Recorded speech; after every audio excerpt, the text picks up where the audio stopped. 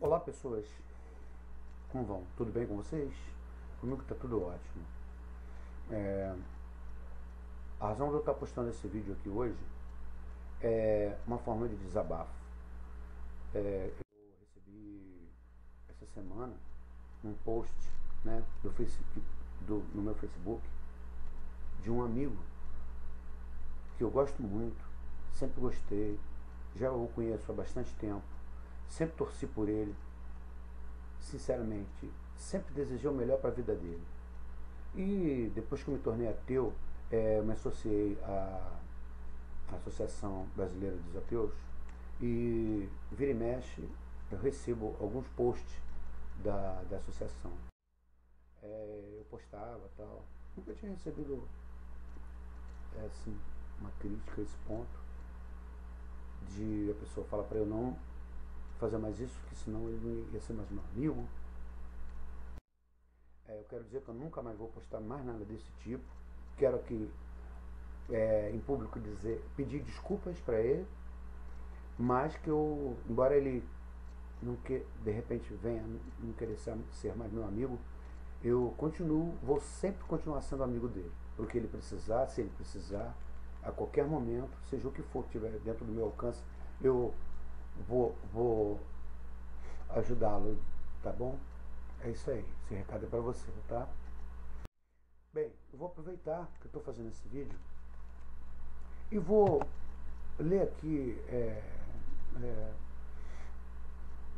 um trecho de um livro chamado Quebrando o Encanto, tá? Vou tentar ser bem rapidinho, tá, gente? É assim, vem uma parte do livro que pergunta assim: o que está acontecendo? E ele lhes falou muita coisa em parábolas, dizendo: olhai, um semeador foi semear. E quando ele semeou, algumas sementes caíram à beira da estrada, e as aves vieram e as devoraram. Isso foi tirado de um trecho da Bíblia de Mateus 13, versículo 3 e 4. Quem quiser. A sobrevivência do mais apto tiver qualquer valor como slogan, então a Bíblia parece ser um bom candidato para o prêmio de texto mais apto. Tá? Aí faz um comentário muito interessante, que fala assim: observe uma formiga em um prado, laboriosamente subindo por uma folha de capim, cada vez mais alto, até que cai. Depois sobe outra vez, e mais outra, como Sísifo rolando sua pedra, sempre tentando chegar ao topo. Por que ela faz isso? Que benefício estará buscando para si próprio nessa estranha e extenuante atividade? A pergunta é que está errada. Não há benefícios biológicos para a formiga. Ela não tenta obter uma visão melhor do território, nem procura comida ou se exibe para um parceiro em potencial, por exemplo. Seu cérebro foi dominado por um parasita minúsculo, Dicrocelium dendriticum, que precisa entrar no estômago de um carneiro ou de uma vaca para completar seu ciclo reprodutivo. Esse pequeno verme cerebral dirige a formiga a uma situação que beneficie sua progênie e não a da formiga. Esse não é um fenômeno isolado. Do mesmo modo, parasitas manipuladores infectam peixes e camundongos, entre outras espécies. Esses caronas fazem com que seus hospedeiros se comportem de modos bizarros, até mesmo suicidas, para benefício do parasita, não do hospedeiro. Tá? Será que com os seres humanos acontece alguma coisa parecida? Acontece sim. Com grande frequência encontramos seres humanos que deixam de lado seus interesses pessoais, sua saúde, suas oportunidades de terem filhos e dedicam a vida inteira a promover uma ideia que se fixou em seus cérebros. A palavra árabe, Islã, significa submissão, e todo bom maometano dá testemunho disso, reza 5 vezes por dia, dá esmolas, jejua durante o Ramadã e tenta fazer a peregrinação ao Hajj, a Meca, tudo em nome da ideia de Alá e de Maomé, o mensageiro de Alá. Cristãos e judeus fazem coisa parecida, é claro, devotando a vida a disseminar a palavra, fazendo sacrifícios enormes, sofrendo bravamente, arriscando a vida por uma ideia.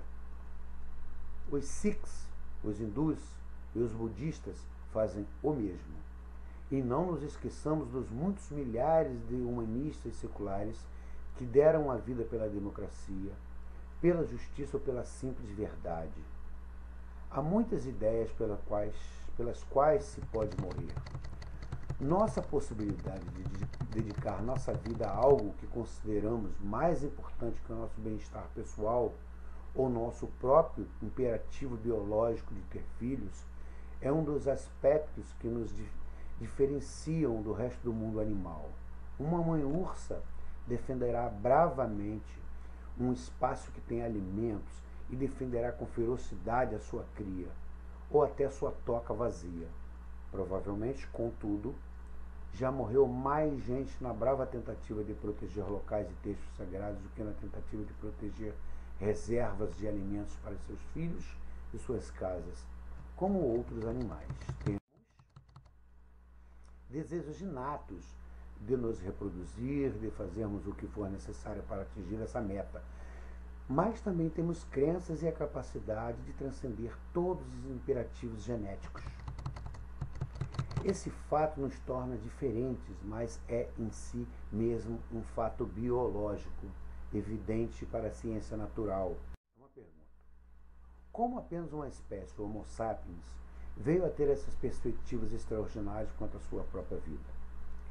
Dificilmente alguém dirá que coisa mais importante na vida é ter mais netos que seus rivais, mas esse é o default sum bonum de todo animal silvestre. É tudo que eles sabem. Eles não passam de animais. Existe uma exceção interessante. Parece o cachorro, o melhor amigo do homem. Não consegue mostrar uma dedicação que rivaliza com a de seu amigo homem? O cachorro não chega a morrer, se necessário, para proteger seu dono? Sim, e não se trata de mera coincidência o fato de que esse traço seja encontrado nas espécies domesticadas. Os cachorros de hoje são descendentes daqueles que nossos ancestrais mais amaram e admiraram no passado, sem sequer tentar criá-los para a lealdade. Conseguiram que isso acontecesse tirando o que há de melhor, de seu ponto de vista, do nosso ponto de vista, nos animais que nos servem de companhia. Será que inconscientemente modelamos essa dedicação a um dono segundo nossa própria devoção a Deus? Estaríamos modelando os cachorros à nossa própria imagem? Talvez. Mas então, de onde tiramos nossa devoção a Deus? É provável que a comparação com que comecei este livro entre um verme parasita que invade o cérebro de uma formiga e uma ideia que invade um cérebro humano pareça um tanto forçada e também ultrajante. Ao contrário dos vermes, as ideias não são seres vivos e não invadem cérebros, elas são criadas por cérebros. As duas coisas são verdadeiras, mas não são objeções tão reveladoras como a princípio parecem. Ideias não são seres vivos. Mas um Dicrocelium dentriticum também não é exatamente um cientista de foguetes espaciais. Não é mais inteligente que uma cenoura, na verdade. Nem sequer tem um cérebro. Tudo que tem é a boa sorte de ser dotado com características que afetam os cérebros de formigas. Dessa maneira útil, sempre que entra em contato com elas. Essas características são como as manchas semelhantes ao olho nas asas, a olhos nas asas de borboletas que algumas vezes enganam as aves predadoras, fazendo-as pensar que algum animal grande a está olhando. Os pássaros se afastam, as borboletas se beneficiam, mas sem mérito algum por isso. Uma ideia inerte, né? Se for projetada acertadamente, poderá ter um efeito benéfico sobre um cérebro sem precisar saber que isso está acontecendo. E se tiver, ela poderá prosperar porque é feita por aquele projeto.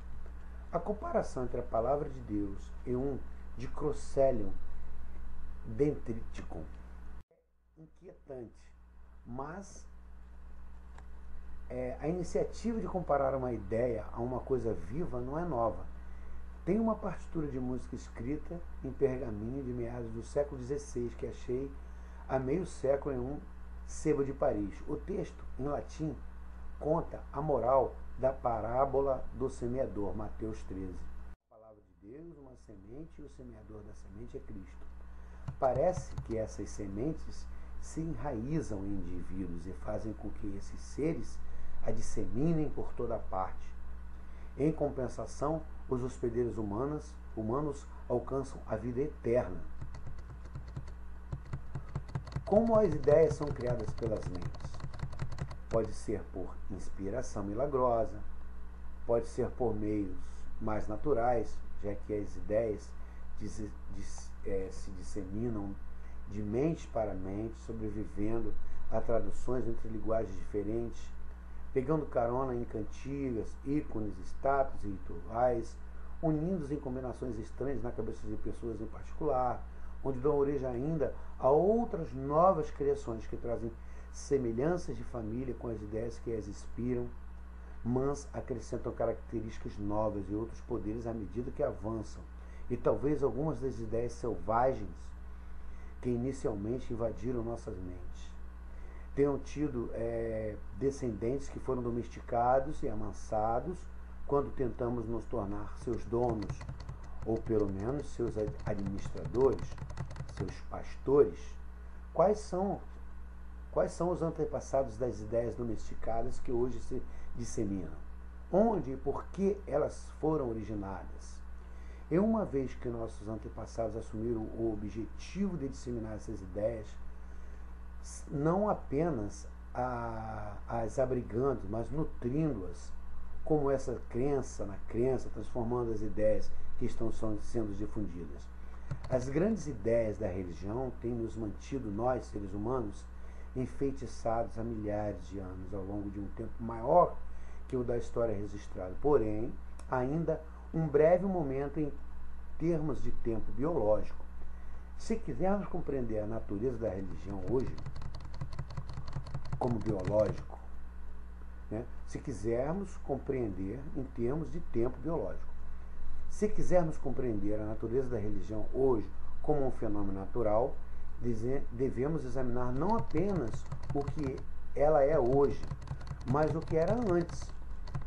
Um relato das origens da religião nos próximos 7 capítulos irá nos dar uma nova perspectiva para examinar. Nos últimos 3 capítulos, o que a religião é agora, porque ela significa tanto para tanta gente, e sobre o que elas podem ter ou não razão em seu entendimento como pessoas religiosas. Aí poderemos ver melhor aonde a religião poderá ir no futuro próximo, no futuro desse planeta. Não consigo pensar um tópico mais importante para ser investigado. Vou ler só mais um trechinho aqui. Uma definição que funciona para a religião. Os filósofos ampliam o significado das palavras até que elas poucos conservem de seu significado original. Ao chamar de Deus alguma abstração vaga que criaram para si mesmo, eles se apresentam como deístas, ou teístas, né? Crentes, ante o mundo. Podem até se orgulhar de terem atingido uma ideia mais elevada e mais pura de Deus, embora o Deus deles não passe de uma sombra sem substância e não sejam mais a personalidade poderosa da doutrina religiosa. Quem falou isso foi Freud, no livro O Futuro de uma Ilusão. Como defino religião? Não importa apenas como a defino, já que tenho planos de examinar e discutir os fenômenos seus vizinhos, que provavelmente não são religiões, espiritualidades, compromisso com organizações seculares, devoção fanática a grupos étnicos ou times esportivos, superstição. Então, seja onde for que eu trace o limite, de qualquer modo irei ultrapassá-lo. Como se verá, aqui em geral chamamos de religião, é composto de uma variedade de fenômenos bastante diferentes, que surgem de circunstâncias diferentes e têm diferentes implicações, formando uma família frouxa de fenômenos, não um tipo natural, como um elemento químico ou uma espécie. Qual a essência da religião? Essa pergunta deve ser com certa desconfiança, ainda que haja uma afinidade profunda e importante entre muitas ou menos a maioria das religiões do mundo. Certamente há variações que compartilham de alguns aspectos típicos, ao mesmo tempo que carecem de uma ou outra feição essencial. Assim como a biologia da evolução progrediu durante o século passado, nós aos poucos avaliamos os motivos profundos para agrupar as coisas vivas do mundo como fazemos.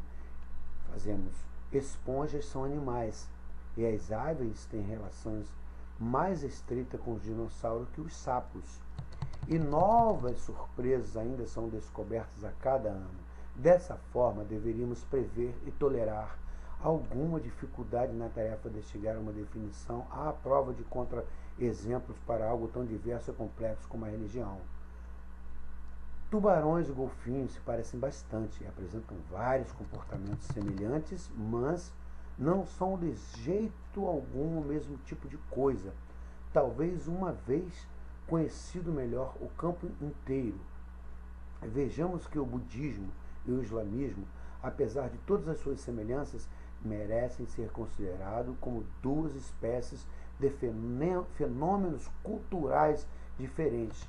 Podemos começar com o senso comum e a tradição, considerando os dois religiões. Mas não devemos nos deixar cegar pela perspectiva de que nossa classificação inicial pode ter de se ajustar à medida que aprendemos mais. Porque dar de mamar aos seus filhotes é mais fundamental que viver no mar? Por que ter uma coluna vertebral é mais fundamental que ter asas?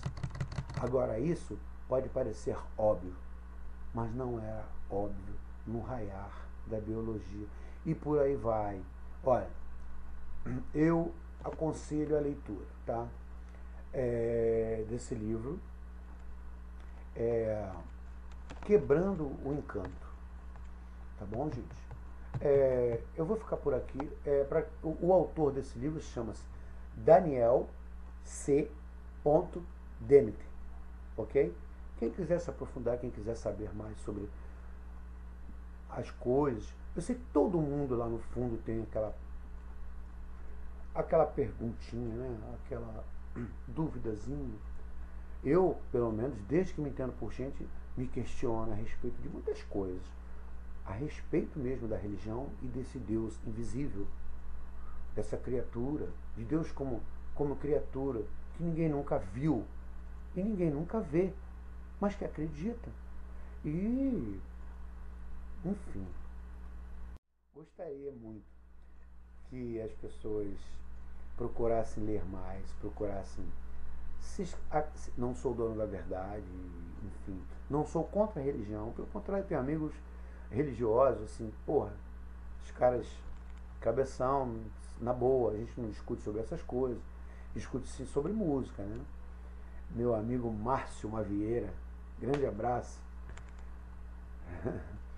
Enfim, entre tantos outros, né, que tem a sua religiosidade ou que acreditam nesse Deus e se sentem bem com isso. Se as pessoas se sentem bem, ótimo, maravilha.